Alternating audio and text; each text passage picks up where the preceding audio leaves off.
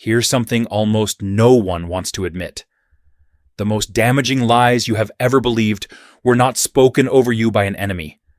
You spoke them to yourself, quietly, for years, and somewhere along the way, you stopped calling them lies and started calling them the truth about who you are. It's not that you're foolish or that your faith is weak. It's that when you're a child, you don't question the story you're handed. You just absorb it. And some of us have built an entire life on a story about our past that God never told us. In Psalm 139, verse 1, it says, "You have searched me, Lord, and you know me." Before you understood a single thing about him, he already understood everything about you. So today, I want to walk through 6 lies about your past that are quietly keeping you stuck, and what God actually says instead.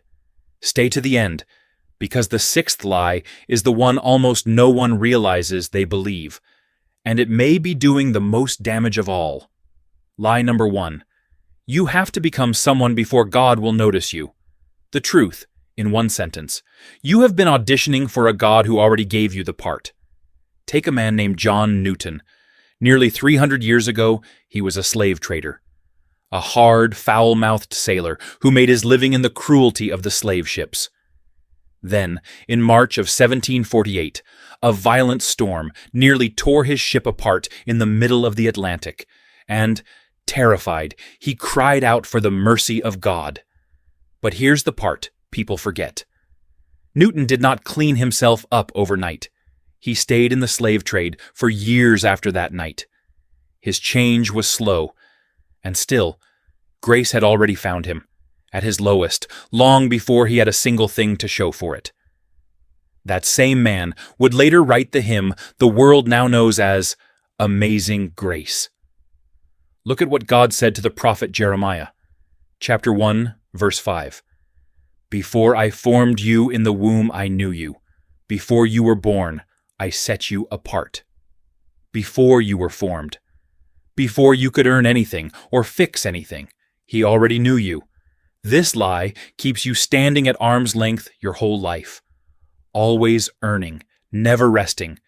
It turns grace into a wage you can never finish paying.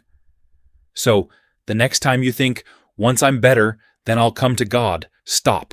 Go to him today, exactly as you are. Not the cleaned up version, just you. Lie number 2. The fact that you never fit in means something is wrong with you. Hear me carefully. Different is not the same word as damaged. Think about David, before he was ever a king. When the prophet Samuel came to anoint the next king of Israel, David wasn't even called into the room. His own father lined up 7 other sons and left David out in the field with the sheep, the youngest, the overlooked one, the afterthought. He didn't fit the picture of what a king was supposed to look like. And he was the one God had chosen all along. Listen to how you were made. Psalm 139, verse 14. "I am fearfully and wonderfully made." Not carelessly. Not by accident. Not a defect that slipped through. Wonderfully. On purpose. Every part of you that never quite matched the room around you was not an error. It was design. When you're convinced you're defective, you spend your whole life hiding the very things that make you distinct. You shrink. You apologize for existing. You bury the exact gifts God gave you because they don't look like everyone else's. So, today, name one way you have always been different, one thing you've treated as a flaw, and thank God for it, out loud, just once. Because you were not a mistake. You never were. Lie number 3. Your doubts and your hard questions pushed God away. Let me say this plainly. God is not allergic to your questions. Consider C.S. Lewis, the man who would one day write some of the most beloved Christian books ever written, spent most of his early life as a committed atheist. And his unbelief was not lazy.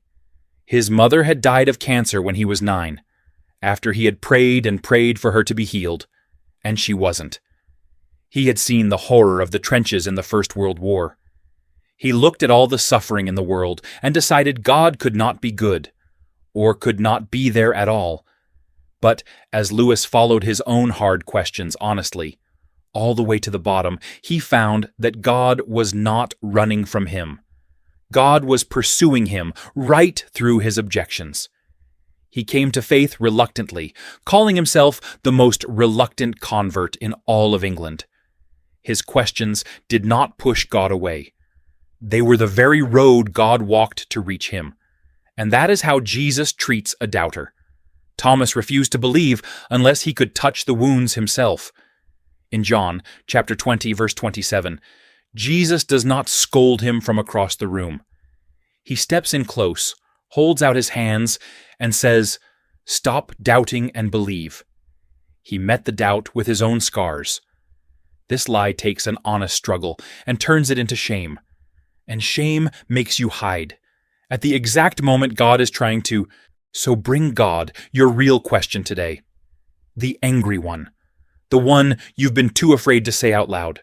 A doubt spoken to God is not distance. It is a form of trust. If this is speaking to something in you, take a moment right now. Subscribe to Guarded Faith and write this in the comments. I am not a mistake. I am his child, and I always was. Say it even if part of you doesn't fully believe it yet. Then stay with me, because the next 3 lies are the heaviest of all, and the last one has been hiding inside your faith this whole time. Lie number 4. God caused your pain because he needed it for his plan. The truth, in one line, God can redeem what he never wanted for you. This is where a lot of well-meaning teaching goes badly wrong. It takes your deepest wound and tells you God arranged it, that the abuse, the loss, the betrayal was his doing, because he needed it for the bigger picture. And that does something cruel.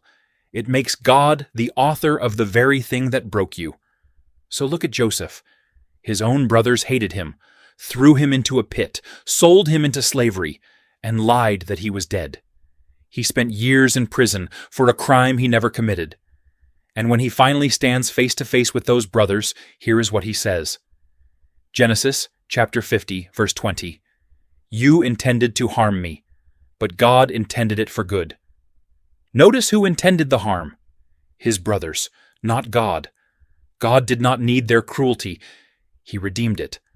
And there is a universe of difference between those two things. This lie hands you a chain worse than the pain itself. It tells you your wound was your assignment, or worse, your fault. It makes you thank God for evil that he actually grieved, right alongside you. So hold 2 true things at once. You are allowed to say, this should never have happened to me, and God has not wasted it. Don't collapse them into one. Keep them both. Lie number 5. If God were really with you, your circumstances would have changed by now. Write this down. God's presence is not proven by your circumstances improving.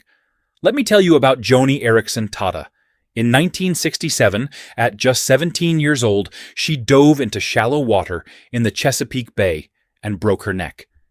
She has been paralyzed from the shoulders down ever since, almost 60 years now. In those early years, she begged God to heal her. She went to healing services. She was anointed with oil. She was certain that any day she would walk again. She never did. On top of the paralysis came deep depression, years of chronic pain, and even cancer. Her circumstances did not change. But listen to what she says now. After all these decades in that wheelchair, she would rather be in that chair, knowing God the way she now does, than be on her feet without him. God did not take her out of the fire. He met her inside it. Remember the 3 men in the book of Daniel. Standing before a blazing furnace, they told the king, "Our God is able to save us. But even if he does not, we still will not bow." And when they were thrown into that fire, God did not keep them out of it. He showed up in it, with them. Isaiah chapter 43, verse 2. When you walk through the fire, you will not be burned, for I am with you. Through the fire, not around it. This lie turns an unanswered season into proof of abandonment. and it will whisper for you to give up right at the threshold, one step before the door finally opens. So, if nothing in your situation has changed, that is not evidence that God has left. Look for one small sign of His nearness inside the hard thing, not the exit, the company. And hear me clearly. If what you are carrying is heavier than you can hold, that is not weakness. Reach for a real person, a pastor, a friend, a helpline, a hand.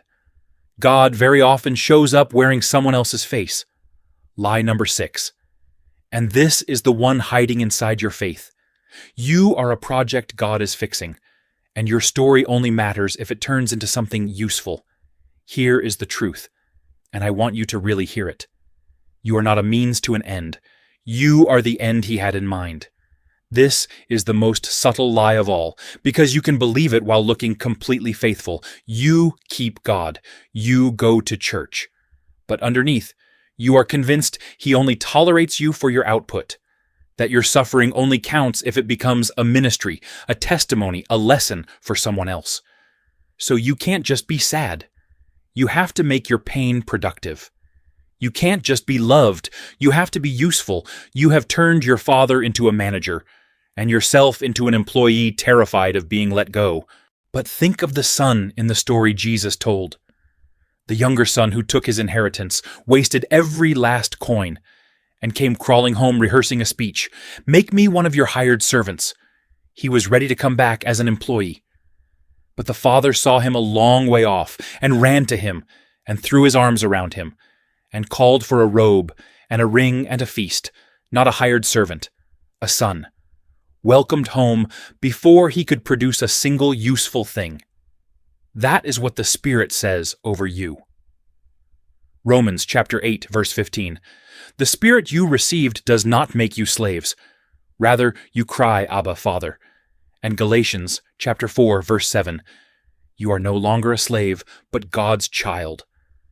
Notice the words the Bible refuses to use. Not employee, not project, not tool. Child, loved before you produced anything at all. Every other lie keeps you from God's help. This one lets you keep God while quietly believing that He does not love you. He just needs you. And that belief will exhaust you for the rest of your life.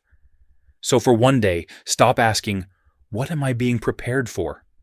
And ask instead, what does it mean that I am already loved, whether I produce anything or not?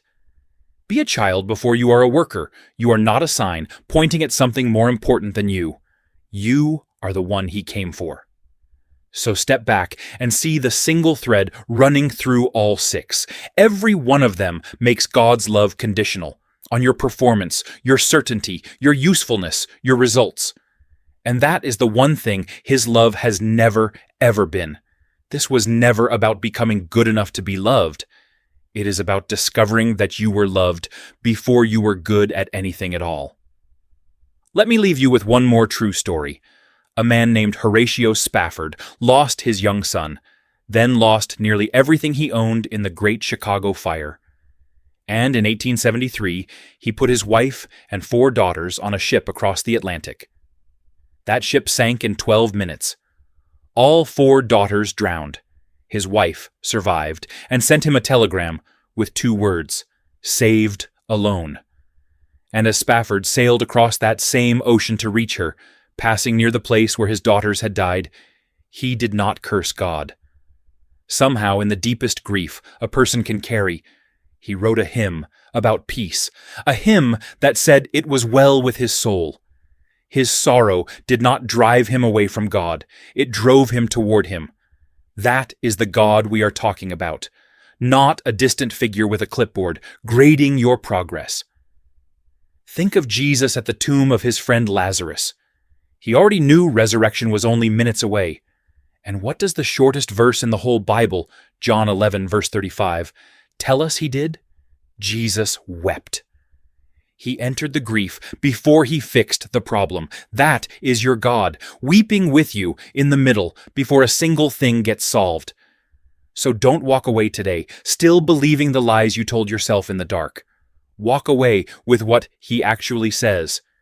You were known before you were born. You were made on purpose. You are welcomed, questions and all. You are never abandoned in the fire. And you are loved, not for what you produce, but simply because you are His. If this reached you, here is what to do. Write it in the comments as your declaration.